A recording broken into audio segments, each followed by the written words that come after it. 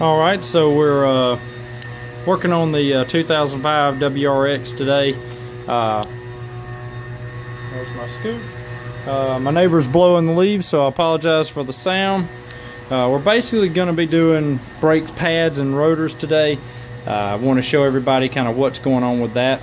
So hang on, and we'll be getting into it. First things first. Of course, we got to loosen the lug nuts before we jack it up. The dog's wanting to help. And once we get that loosened, we'll put the car up in the air and go ahead and pull the wheel off, and we'll pick it up from there. Hold tight. Alright, so the lug nuts are off, you can see. And now it's time to pull the wheel off and get it on out of the way.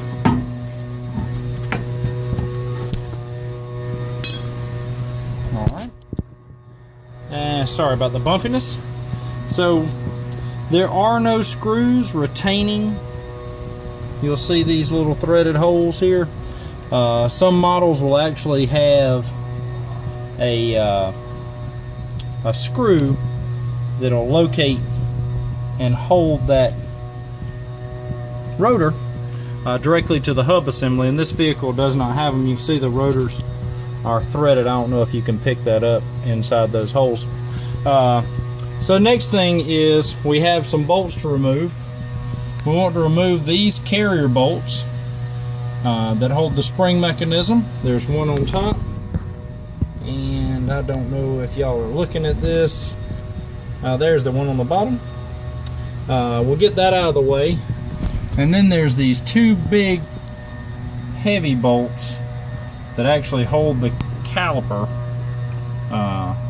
frame directly to the backing plate, or to the hub or knuckle itself.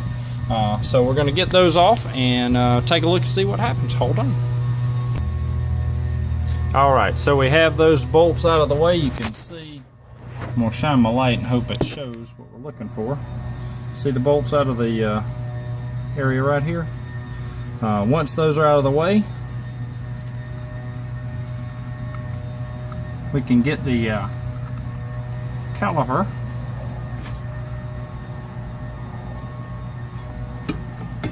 out of the way. And there's a lot going to have it. There is a little bit of metal here, and I know I'm going to get comments about this. See where my caliper just kind of seats back there? I don't know how well you can see that, guys. Shine some light there for us.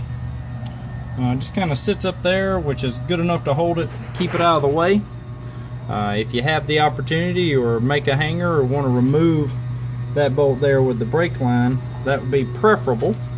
We're not going to go through all that trouble today. We're just going to get this thing done today. So next, the big bolts coming out, and those are well hidden from sight, so let's see if I can get you a shot of those big guys. There's one I can see. There he is right there, right here, that bolt there. And I'm having to use a breaker bar to get that thing loose, but they're coming out pretty well. I'll show you those once I get them out. Alright, so success, they came off, and this is your framework for the caliper. Kind of dark out here all of a sudden, so we're having some difficulty seeing that, but as promised, I want to show you those gigantic big fat bolts. Now they're 17 millimeters on this car, and there is one down at the bottom, and I'm sure you've seen brake jobs where the frame just swings out of the way, but the dust shield here prevents that from happening, so you do have to, or at least I'm finding I'm having to take it completely apart. So now we got a couple things to do. We need to grab our C-clamp and run these pistons back into the caliper here. Need to sink those back down so there'll be room enough for the brake pads to go in, and then once we do that, we'll be able to start reassembling all of this with the pads. Now we'll show you, these pads don't look that low, but this one is incredibly much lower. The one on the back side is actually, yep, down to the myrtle. So No coming back on that one, guy. So this has been our problem corner the whole time. If you'll see, my rotor does come off with a little persuasion, which is exactly what we would hope for, especially since it's not bound with those screws we talked about. Here is the dust cover. You can see a nice lit shot of that guy. The hub looks fine. A little dirt here, actually a little grease, and plenty of room to work. See how the dust shield for the brakes would prevent that caliper from swinging out of the way. So I'm going to get a little build up going, and I'll be right back. Alright, so wanted to show those in comparison really quickly, what we actually have going on. When we talked about that metal on metal, that's just the bare backing plate. You can see there's still a little bit of material here for the braking, but that shine there is definitely polished completely away. In comparison, this is the replacement pad. Plenty of material here for stop. It even has the same tab. Now these are Duralast from AutoZone. Thank you, AutoZone. Gave me a discount of 0%, but I still love you guys. Y'all always tend to have what I need when I need to. I want to throw a shout out to O'Reilly for the turbo project we did. Didn't film that, wish I had, but watched a lot of videos about it. So let's get this caliper put in place. We'll spray it with a little brake cleaner before we put the back side on. We'll spray the front side before we start rebuild. Keep it nice and clean. So I will be back once we have spray. Alright, so we're back, and here is that nice shiny rotor. Nice and clean. You can see the machining on that face. Looks very, very good. I have a brake cleaner. I hope they don't mind me showing their name. Let's do a little healthy spray to clean off any grease or mill scale. And you can see that dripping down.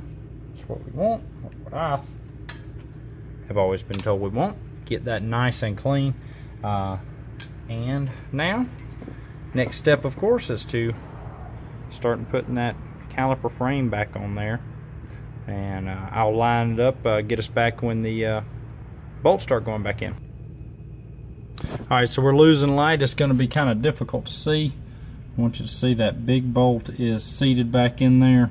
A little careful alignment, make sure that the rotor is in the center of that caliper frame. When we go back to put the piston portion of the caliper in place, it's going to mean a lot more and be more important.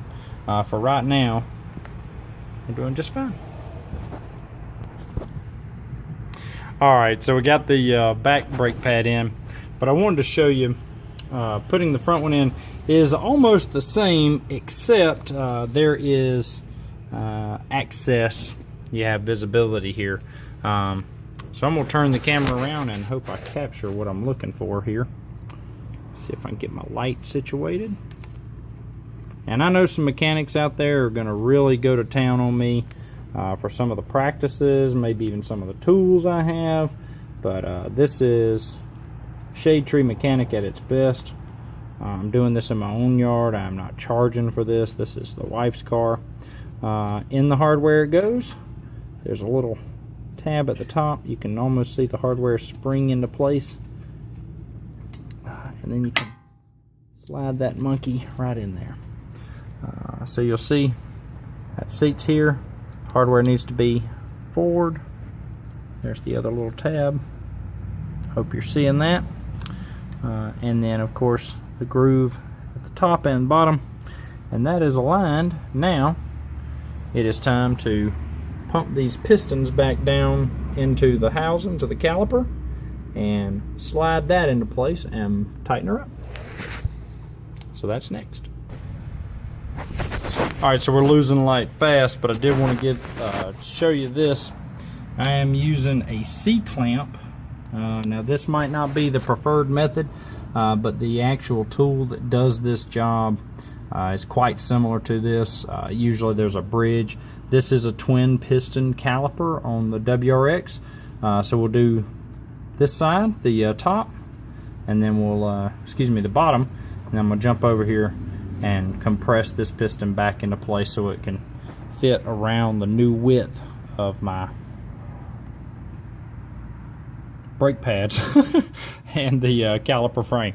I'm not going to make you watch me turn that. It's quite difficult. It's in a funny angle. Again, I didn't cut the or loosen the brake lines. I don't want to open up the brake system.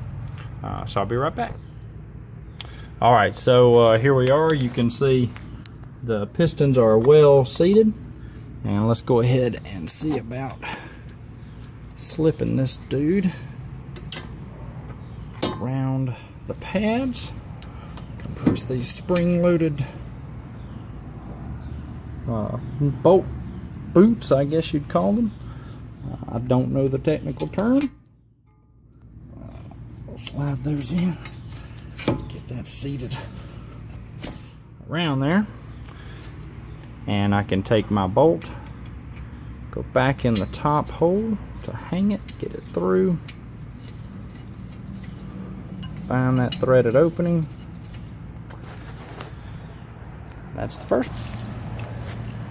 All right, so the socket wrench I was using has actually decided to give up and is no longer holding onto my wrench, so we're going to have to replace the socket wrench.